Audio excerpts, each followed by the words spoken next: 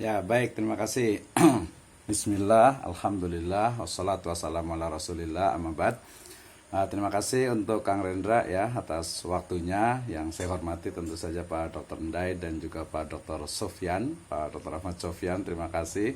Ya, Luar biasa sama-sama. sekali ya. Halo. Ini saya harapkan sih ke depan ini menjadi satu topik yang memang bisa dilihat banyak orang gitu. Jadi saya agak sayang nih ketika yang hadir itu hanya 4 orang. Maksudnya memang karena ini rekaman gitu ya. Jadi ini harusnya itu yang hadir itu adalah seluruh Indonesia. Bahkan mungkin our presiden juga mesti ngelihat nih ya, ngelihat bagaimana Pak Dr. Endai berbicara, Pak Sofyan juga gitu ya. Karena ini menyangkut ini ya masa depan bangsa dan juga dari perspektif ekonominya tentu saja. Nah, tadi saya tertarik sebenarnya tadi kalau diskusinya kita sambungkan dengan Pak Ahmad Sofyan dan juga Pak Dr. Endai ya.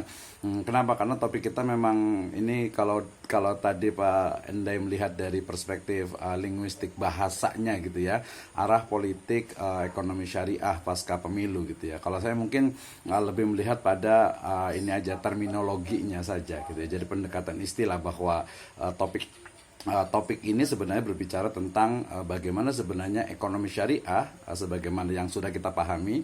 Kalau belum paham mungkin bisa lihat di link di bawah ini gitu ya, tentang penjelasan ekonomi syariah gitu ya. Tapi intinya adalah kita berbicara tentang bagaimana sebenarnya nasib ya dari ekonomi syariah pasca pemilu gitu ya. Nah, ketika bicara tentang politik ekonomi syariah tadi sudah disinggung oleh Pak Sofyan juga Pak Andai juga bahwa politik ekonomi itu adalah kebijakan pemerintah ya terkait dengan secara umum adalah kesejahteraan masyarakat gitu ya. Sehingga kemudian pertanyaan besarnya memang yang harus kita jawab pada diskusi kali ini adalah sebenarnya ke arah mana nih kira-kira bagaimana sebenarnya kebijakan-kebijakan pemerintah terkait dengan ekonomi syariah ke depannya. Nah, tadi memang betul ya, kita tidak boleh jangan lupakan sejarah ya, bagaimana sejarah perjalanan panjang dari ekonomi syariah. Kalau perbankan sekarang sudah lebih kurang hampir 30 tahun gitu ya, perjalanannya itu melewati berbagai jalan berliku menanjak gitu ya, sehingga kemudian sampai hari ini menarik gitu ya. Jadi gini maksud saya Kang Rendra, ketika kita ingin memprediksi melihat arah masa depan gitu ya, bagaimana pasca itu tentu saja kita tidak bisa lepas dari tadi masa lalu itu ya, bagaimana kita mulai ya akhir dari masa Orde Baru yang orang menyebutnya dengan Ijo Royo Royo gitu ya, bagaimana IJMI itu dibentuk, didirikan, kemudian juga akhir dari masa Presiden Soeharto itu yang Ijo Royo Royo itu mendekat kepada Islam gitu ya. Dan ini menjadi menurut saya adalah sebuah awal dari bagaimana kebangkitan ya, yang tentu saja ini didukung oleh kesadaran dan juga nanti kebijakan ya. Jadi ada dua Kang Renda. Jadi kalau untuk ketika kita ingin melihat bagaimana arah politik ekonomi syariah, kita bisa melihat dari faktor sosiologis dan juga faktor politisnya. Ini kita tidak bisa ingkari ya. Dan sebagaimana kita pahami juga bahwa ekonomi syariah, ekonomi bisnis dan keuangan syariah di Indonesia kan dia memiliki karakter yang khas, yaitu bottom up gitu ya. Ini so difference ya dengan Malaysia yang mereka polanya adalah top down. Nah, tentu saja tapi ada pergeseran menarik ketika Pak Kiai Ma'ruf ini menjadi wakil presiden. Ternyata bukan lagi gerakan bottom up gitu ya, tetapi di sana juga muncul gerakan-gerakan, maksud saya itu adalah kebijakan-kebijakan yang memang mengakomodir dan memang mengadopsi dari ekonomi syariah itu sendiri gitu. Tadi sudah disebutkan oleh Pak Sofyan. Sehingga kemudian kalau hari ini kita melihat kekuatannya itu, kalau bottom up-nya itu adalah, kalau kita ini kan ya kualitatifkan saja, misalnya berapa 50%, sementara sudah hampir 25%-nya itu sudah top down. Nah, artinya apa? Sudah ada sebuah kombinasi yang menarik gitu ya. Nah, justru yang akan lebih menarik lagi ketika nanti pemerintahan atau kepemimpinan berubah, apakah akan diganti? Nah, kalau kita bicara tentang politik, tentu saja tadi Pak Dr. Anda juga menyebutkan politik ini kan negosiasi ya. Negosiasi antara mungkin bahasanya ya anta jual anda beli gitu ya, Ini kalau mau jujur seperti itu, mungkin Pak Sofyan lebih paham lah itu ya, bahwa ternyata ini juga sebuah fakta dan juga menyangkut juga terkait dengan ekonomi syariah. Nah, dari tadi ketika kita bicara tentang akhir dari Orde Baru yang ijo royo-royo, kemudian memunculkan berbagai semangat dari azam dan juga ghiroh, dari semangat pembaharuan Islam atau semangat keislaman masyarakat yang sekarang itu terbukti secara sosial ini sangat mendukung bagi perkembangan ekonomi syariah. Berarti mau tidak mau, ya suka tidak suka, kita akan sampaikan bahwa ekonomi syariah di Indonesia dia muncul dari grassroots, ya, muncul dari memang kesadaran beragama masyarakat yang mengalami peningkatan. Nah, tentu saja, tetapi peningkatan ini kan juga tidak bisa lepas juga bagaimana posisi Islam, kemudian juga posisi syariah dalam konteks negara kesatuan Republik Indonesia. Bukan untuk mengkontroversikan, tapi ingin melihat bagaimana faktanya.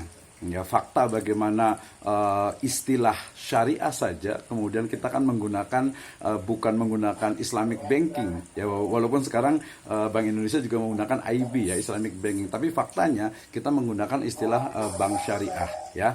Ini sudah menjadi rahasia umum bahwa ketika penggunaan bank syariah, penggunaan asuransi syariah, penggunaan pasar modal syariah, itu adalah adanya stigma atau mungkin semacam Islamofobia terhadap istilah Islam itu sendiri, sehingga kemudian tidak menyebut dengan Bank Islam. Kalau Malaysia dia direct langsung gitu ya menggunakan Bank Islam. Tapi kalau kita menggunakan Bank Syariah, ya, penggunaan istilah ini menjadi sebuah fakta bagaimana politik ekonomi syariah di Indonesia, gitu ya. Bahkan kalau kita mau lebih detail, lebih mendalam, kita bisa diskusi lebih mungkin di next high level terkait dengan kebijakan-kebijakan yang ada, yang dikeluarkan oleh KNEKS, kemudian juga oleh OJK, kemudian juga divisi perbankan syariah yang ada di Bank Indonesia sebagai Bank Sentral Indonesia. Demikian juga gerakan-gerakan yang sifatnya itu muncul dari grassroots. Misalnya sekarang muncul halal lifestyle,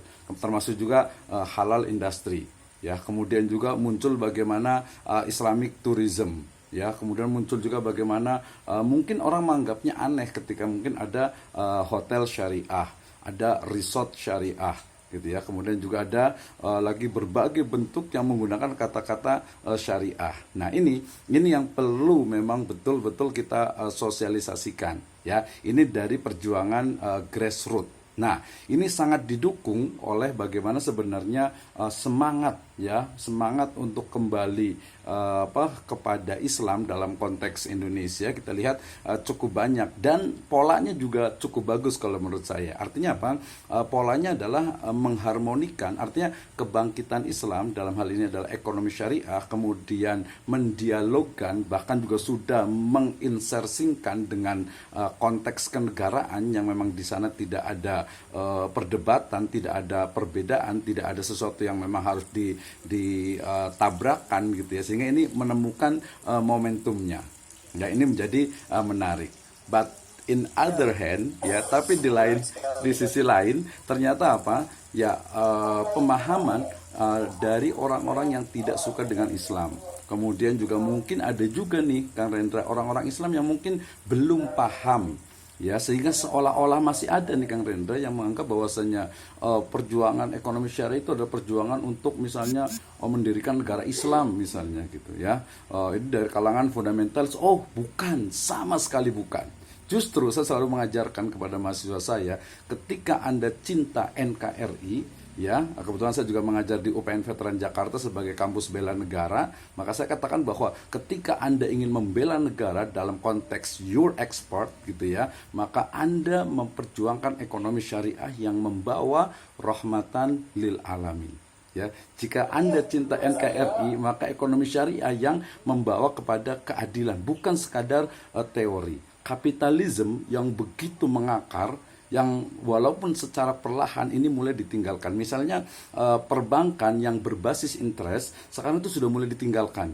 Ya, banyak, termasuk juga asuransi. Perbankan sekarang lebih mereka kepada best fee atau fee base gitu ya. Jadi mereka lebih kepada berbasis fee atau ujroh atau ya fee dari berbagai transaksi yang merupakan layanan perbankan. Jadi memang kalau mengandalkan interest atau bunga gitu ya, itu terlalu kecil. Itu bahkan mungkin bisa jadi akan mengalami perubahan. Nah, demikian juga sekarang insurance misalnya gitu. Itu juga dalam konteks sekarang itu sudah mendekati bagaimana tidak ada unsur misalnya itu peserta yang kemudian nanti tidak mendapatkan apa-apa. Nah, tren seperti ini bukan hanya Indonesia, bukan hanya Southeast Asia, tapi sudah ke Europe, sudah sampai ke USA, sudah sampai ke New Zealand, sudah sampai ke Aussie juga gitu ya.